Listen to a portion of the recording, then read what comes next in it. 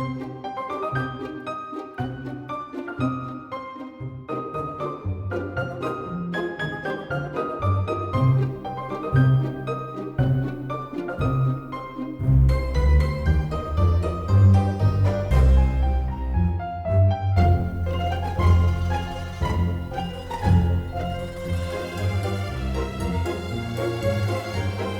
besties, welcome back to my channel. I'm Tori if you're new. Happy Summerween. I have been waiting for Summerween since probably the beginning of the year. We're going so hard. We have our Summerween merch on. If you're unfamiliar, Summerween is a week-long readathon that is hosted by Gabby Reads. I will leave her announcement video linked down below. We have already set up some of our decor. As you saw, I didn't pull everything out for Halloween, but I did pull out quite a bit of it because I just want little touches of Summerween throughout the house. We went to Bath & Body Works earlier this week because I heard they had some fall stuff out. Mine unfortunately did not, but I was able to find a white pumpkin and oak wood candle, so this is going to be the scent of the week. Every time I read, I'm going to have a little pumpkin candle lit, which I'm so excited. And this is also kind of going to be a library challenge week for me. I have so many holds. I prepped my Libby app for Summerween. We have thriller books, we have horror books, I have a cozy murder mystery. So wherever the reading mood takes us, we have options. And the other activity that I have planned, I found this recipe to make, it's like frozen s'mores. I found it on TikTok last night. It seemed very kismet. So we're going to get the stuff to make some frozen s'mores.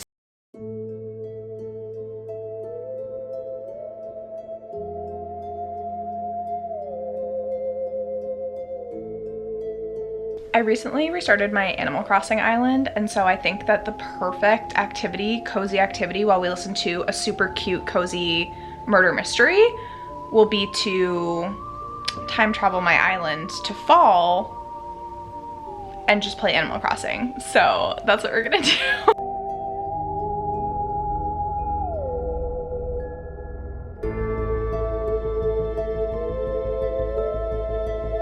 Okay, slight change of plans because one of my library cards on my Libby app, I think I have to re-verify it because I've hit 1 year of having it. I haven't had to do for my other library cards, but that's okay. I just have to like re-verify my password and that it's still active. So I wasn't able to start Shady Hollow. I did jump to For Your Own Good, which is by Samantha Downing. This is a book that has been on my TBR like for so long. I swear, for at least 3 years. And I've been meaning to get to it. I actually recommended it to one of my friends like 3 years ago, and she read it and was like, oh my goodness, this was so good, like you have to read it, and still hadn't gotten around to it. So I'm using For Your Own Good to sub for the prompt, read a book you've owned for more than a year, because I don't own a lot of horror thriller. So I'm kind of subbing that prompt for a book that's been on my TBR for a really long time. So For Your Own Good takes place at a school. We're following both students and teachers, mainly one student and a couple teachers. There's Teddy, who seems like he's our main character. I should say main character, but also main suspect. He is weird. Teddy won Teacher of the Year. He likes working at the school. It's a private school where the students are very diligent. They are trying to get into Ivy League colleges. The parents are also very, very serious about the education. So there's just a lot of pressure, I think, on students and teachers. Teddy seems to be harboring a sense of like resentment towards these students. Like, he has mentioned that he wouldn't have been affluent enough to like get into this school. He has also mentioned how the kids who pay tuition treat the scholarship students differently. It's almost like jealousy, or I don't know, it's just like a weird dynamic that he has. So he appreciates some students, others he just harbors a grudge against. He's just being very like petty. And so he gives Zach this assignment to read like an 1,000-page book in 1 week and write an entire like report on the book. So he's being unreasonable. He's being very, very petty. But he's not just that way with students, he's also that way with like other teachers. It seems like he has some type of problem with this other teacher named Sonia, who Sonia seems like a normal teacher. She's very nice. She's very accommodating to her students. She clearly likes her job. She's celebrating her 10-year anniversary. Teddy has it like out for her as well. So there's a lot of drama. The dynamics between the characters are really interesting because everyone's just like living their normal lives with their own stresses, and it's just like Teddy is just out here being absolutely diabolical for no reason. Like, we don't understand why he feels the way that he does. We are about 25% of the way through the book. I'm on chapter 23. I've just been listening to this on audio while playing Animal Crossing, and I'm just gonna read more. I wanted to do a little 25%, quarter of the way through check-in.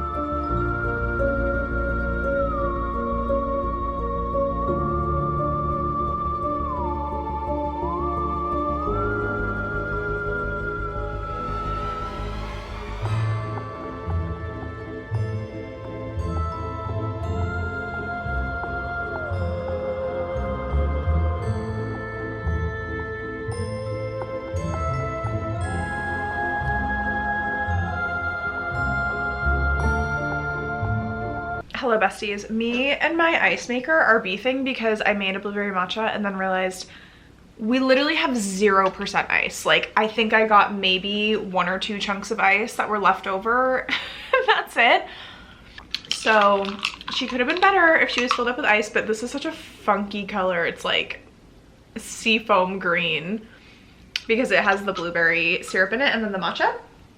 So I'm just waiting for my Kindle to charge a little bit. I'm going to start Lucy Undying today, get some good eyeball reading done, because for the rest of the week, like during work I can listen to audiobooks, but it's always a little bit harder for me during weekdays to actually like read with my eyeballs. And so today is Sunday. I do have sprints a little bit later with my Patreons, so we're gonna focus on some eyeball reading. However, while my Kindle charges, I'm gonna get back into For Your Own Good. We are 61% of the way through. There is so much drama happening with like every single person. There has been another murder, and the way that the real person who's like behind what's happening is on nobody's radar is crazy. I never know how to talk about thrillers because I never ever want to give literally anything away at all. So I'm at the point now where it's very juicy. Things are happening. It's been, when was the last time I read a thriller? It's been a little while, and I feel as though my mood reader heart is very happy because this is just so enthralling. Like, I'm so entertained. I feel like this book sucked me in immediately right away, but it's also, I don't want to say it's silly goofy, but it's like, it has like a tinge of unseriousness to it because this like killer person is so odd. Like, I don't understand. I hope that we continue to understand this character a little bit more. So because we're starting with an audiobook, I'm going to pop on my headphones, drink my matcha, and I'm gonna grab my Animal Crossing Island, and we're gonna continue to play Animal Crossing for a little while. I have this Summerween ambient room on YouTube that I've been dying to listen to, so when we do switch over to eyeball reading, you bet your bottom dollar I'm popping this up. It's just so good. It's like the music from a distance type, and it just looks so cool. I'm really excited for that.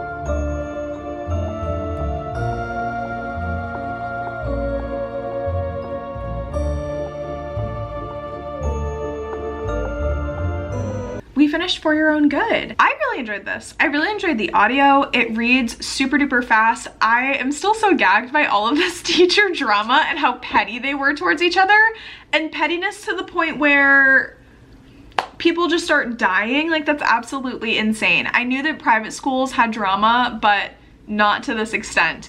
It was really fun. There was so much back and forth. I usually feel like in a thriller or a horror, there's a red herring trying to throw you off. In this, it was like very surprisingly straightforward, in my opinion. There were people that were like getting thrown under the bus, but as the reader, you kind of knew what was going on the whole time. I thought it was interesting that it was told in third person. So as the reader, you do know what's going on. Even though it wasn't the most, I don't think it was the most dramatic thriller I've ever read. It is not gory. It's actually fairly tame, but so entertaining. We need to update our bullet journal. I will show you. We've already made our Summerween spread. I did that in my July TBR and bullet journal setup. But I do have some book covers that I need to glue in. I didn't know which books I would for sure be getting to. I just had a ton of options. And so once I read them, I'm actually going to paste them in. So we have For Your Own Good. And then we have started our next book. I ended up starting Then She Was Gone. And this is by Lisa Jewell, I think. I'm on chapter 5. I'm doing reading sprints right now with the Patreons. And I was feeling eyeball reading for a little while because like I said earlier, during the work week, it's a little bit harder to read with my eyeballs.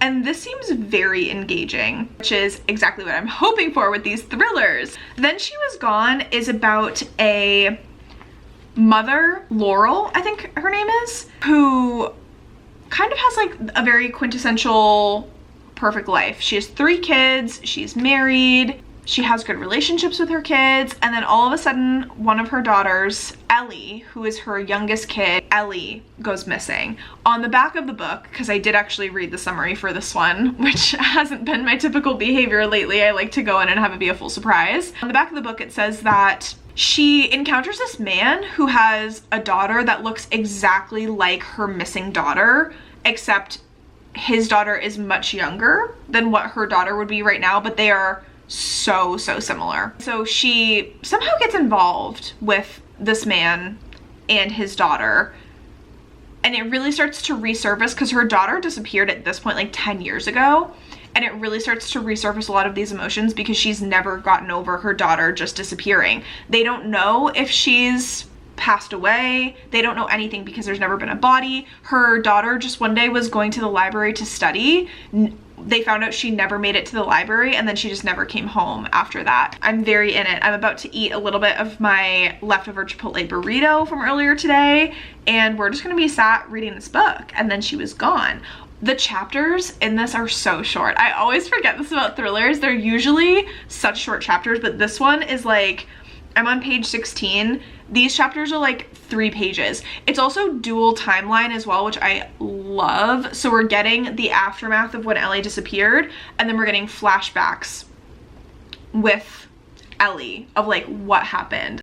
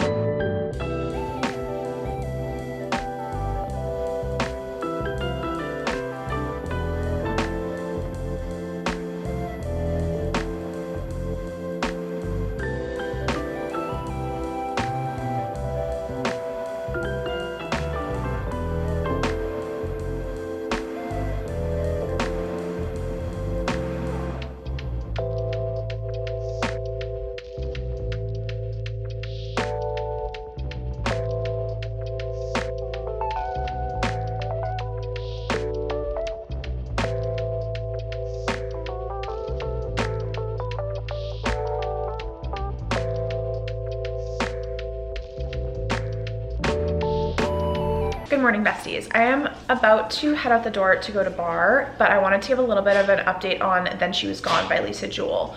We are officially at the halfway point. This book is reading so freaking fast. Every time I pick it up, I don't want to put it down. It's getting so juicy with these like twists and turns. This guy Floyd that our main character Laurel met is like, he seems so nice. I was so unsuspicious of him. I was more suspicious of one of Ellie's old tutors that she had that started like saying really weird things, and Ellie was like creeped out by her. And now we're getting like more and more detail. Weird things have been happening, like bad aura things have been happening. So it's like not concrete fact, but you're like, okay, this seems sus. And then this little girl Poppy, who looks just like Ellie used to look when she was at the same age, she is so weird. Like, tell me why, if there's a little girl that's like relatively creepy in a thriller or a horror book, immediately I'm like terrified. I'm like terrified of that character. I would not be in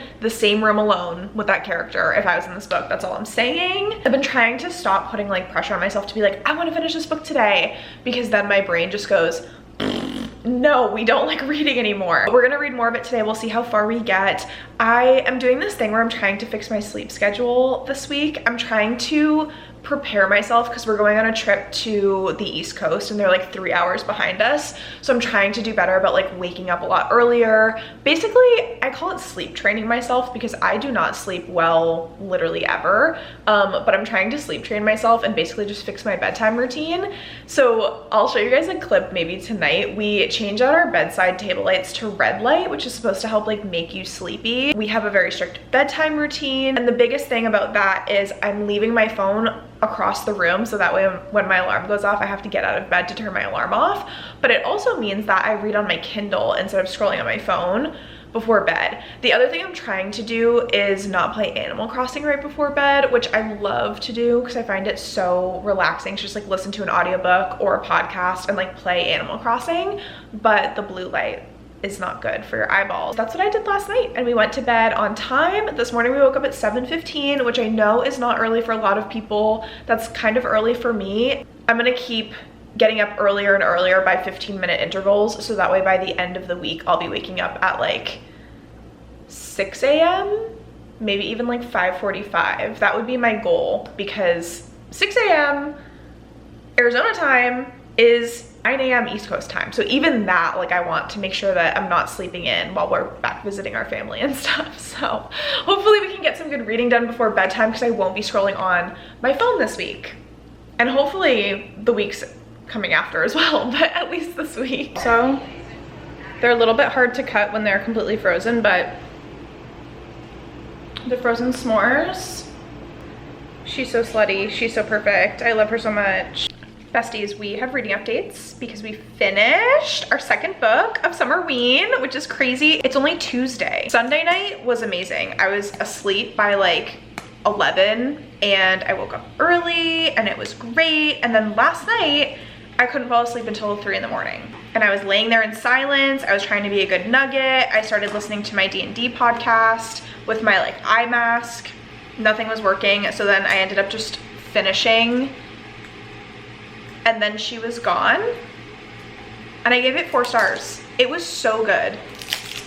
I do think that the main plot twist was predictable. Like, it's kind of what I guessed from the very beginning, which I was really surprised about, because like I'm not usually one that guesses plot twists that well with thrillers. I did think it was kind of see-through. However, it didn't impact my enjoyment. I still really liked it because the way that we came about learning all of the details was so much fun. Also, if you can hear my kettle, I'm about to make a strawberry matcha, and ever since I learned that you can put a strawberry protein shake as the base and then add your matcha on top of it, this has been my go-to breakfast or like snack. I feel like if you did vanilla protein with milk and matcha on top of that, that would be really fire as well. But it's summer, we're doing strawberry, like come on now. So after we finished that last night, I wanted to start another audiobook. This morning I started listening to Shady Hollow. It's like a cozy murder mystery where the townspeople are all animals. It's really cute. It's like a cozy, sort of fantastical, because like the main characters are all animals. Like our main detective girly journalist is a fox, and her name is Vera Vixen, I think. And this curmudgeonly frog was murdered, and so they're trying to find out, obviously, who murdered him and why. I'm not sure I'm like in the mood for this type of book at this moment in time. I'm maybe like 15% of the way through, and it just wasn't capturing my attention when I was listening to it this morning, like getting ready. So I might switch to something else. The other book that I'm like debating if I should read or not, but I don't know if it'll stress me out, is Lucy Undying. I have the Libby hold. I have it as an ebook, but it's due in 2 days, and this book is like 450 pages. So I feel like if I start it, it might stress me out that I have to read like 225 pages a day in order to like finish it before my hold gets returned. But I do really want to read it and just like try it. So those are the updates. We've had some really strong books to start off Summerween. Like 2 4 stars. Are you kidding? That's actually crazy. Gorgina. Yep. Let's go read some more.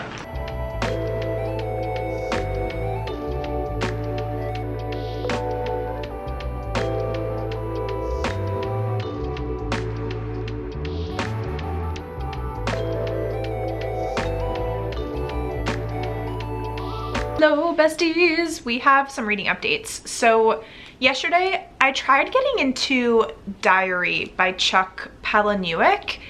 I only listened to like 3 to 5% of the audiobook before I realized the writing style just wasn't for me. It starts off describing like every muscle in the human face and then like going on from there, which was already unnerving. I mean, I think that was the intention behind it, but I don't love overly clinical, I guess, type writing.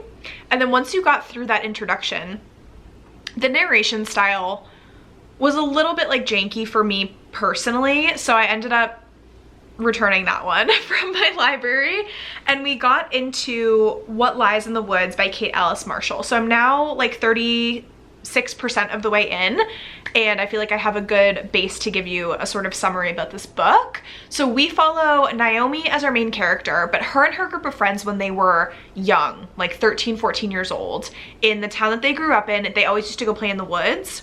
Well, one night they had an absolutely horrific night where a serial killer was attacking them. It's sort of giving Final Girl vibes. There was one girl in particular who was like viciously attacked, and then the other 2 like saw what was happening. So they're definitely trauma bonded. They lived through this horrible experience. It doesn't seem like any of them, and rightfully so, it doesn't seem like they've really processed or like coped with this very well. It doesn't seem like they went to enough therapy. Like they're struggling a little bit, we'll just say.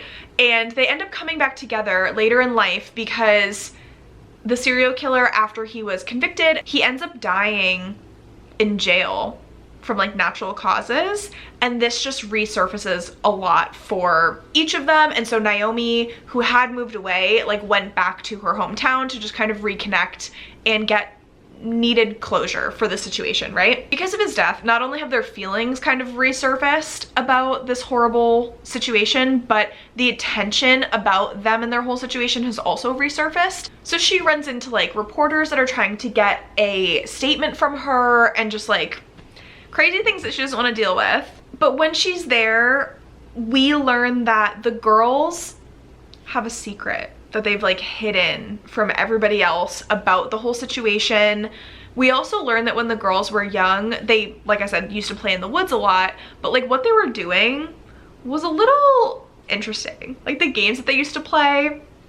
And we end up finding out there's like this 4th person in the mix whose name was Persephone. Persephone is like a skeleton in the woods. But one thing I really enjoy about Kate Alice Marshall's writing, because I have read one of her YA thrillers before, she has plot moments that happen, like big plot moments, throughout the whole book. So there's some thrillers, for example, like And Then She Was Gone by Lisa Jewell that we just read, where the suspense is building throughout the entire book, and then you get these like big moments that happen right at the very end, like maybe at the 70% mark to the end. And so even though it's like creepy and you're building suspense, you don't get these like big plot moments until the end of the book, like last third of the book. Whereas Kate Alice Marshall incorporates it throughout the entire story. So like I'm at 36% and we just got this big plot thing that happened, and I'm like, oh my gosh, what are you talking about? That's so crazy. Even though there's still this like creepiness and there's this suspense that's building, I I just love that she has like really impactful moments thoughtfully placed. Row, when she says, "This is how I end up with horrible guys because they're better than being alone with my own thoughts." Brother!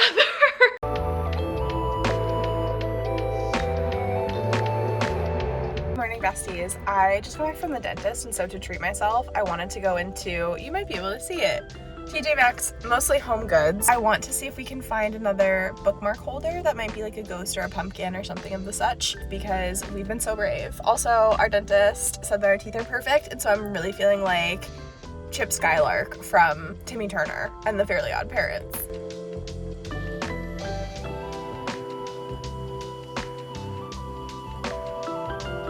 We were very successful. I ended up getting this little guy to hold bookmarks. It says Hotel of Horrors. It's so cute.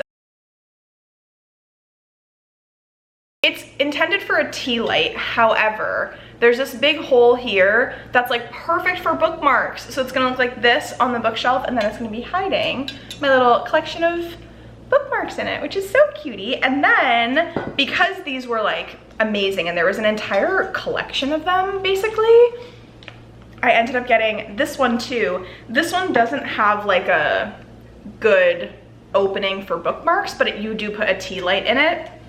And it's just the coolest little pumpkin house. Not related to SUMMERWEEN, but I really wanted them. I ended up getting these small plates. Please don't mind the sticker on them, but they're really cool. They have just like a really simple pattern along the sides. I have to take care of, they all have the sticker. Home Goods, we need to have a discussion about your sticker policy because it makes me almost not want to buy things from you, but like these were so cute, I just had to. We only have like massive plates, and it's very annoying when you just want to eat something small or have a snack and you want it to be on like a small plate like this, and you have to use like an absolutely huge plate. So I'm glad that I found these. I'm annoyed that I will have to do some serious sticker removal on all of them. They're right in the middle of the plate, like why? But I'm very excited. Let's go stick our bookmarks in this little fella.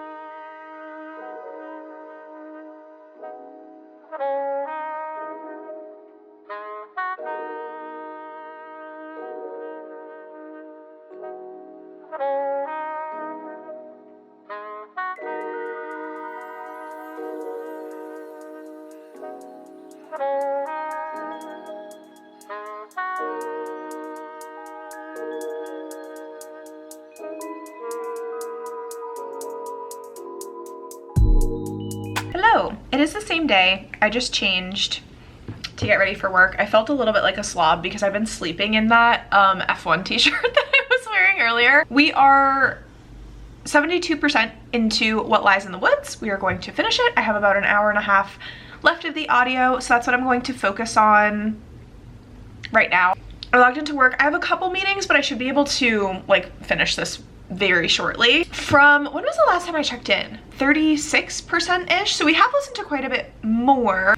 We've transitioned to the book becoming much more investigative, is that a word? And like detective oriented, because there's unsolved mysteries, there are these secrets that have been hinted at that we are getting more exposure to. We understand what these secrets were, but we don't have the answers quite yet. All of this is very vague, but it is a thriller, so I'm trying to keep things as vague as possible. Typically, I don't love overly investigative or like detective thrillers.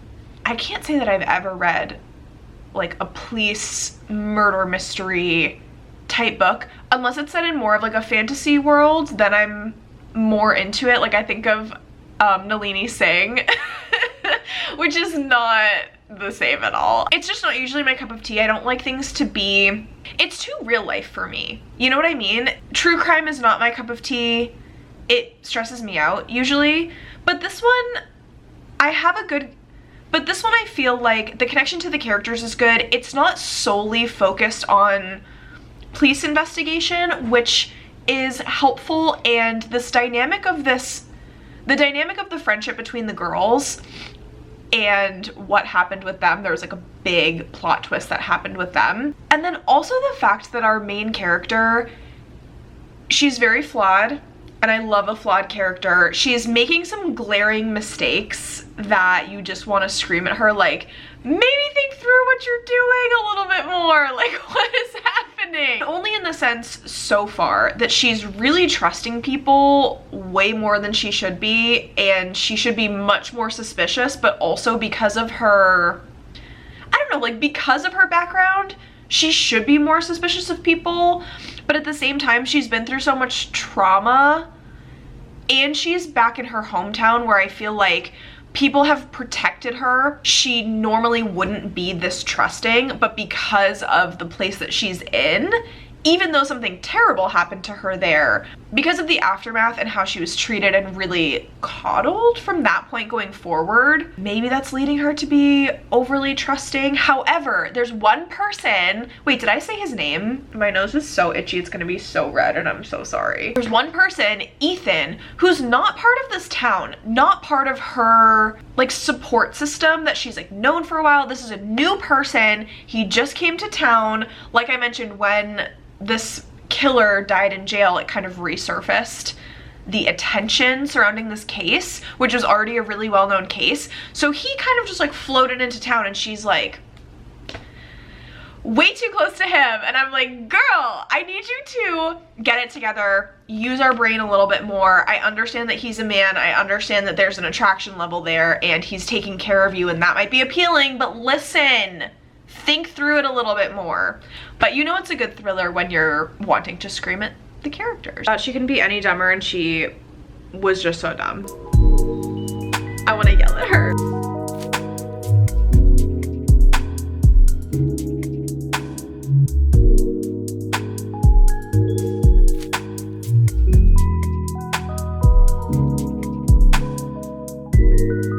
We have finished another book. Very exciting stuff. We finished What Lies in the Woods. I'm giving it 4 stars. I liked the twist. I definitely didn't see it coming. I definitely fell for the multiple red herrings that were going on. I feel like if you read thriller, maybe that book was a little bit more transparent to you, but like as someone who just dabbles here and there, it really hit for me. I thought the ending twisties were so good, and that's really all I can say about that. 3 4-star reads, which is insanity.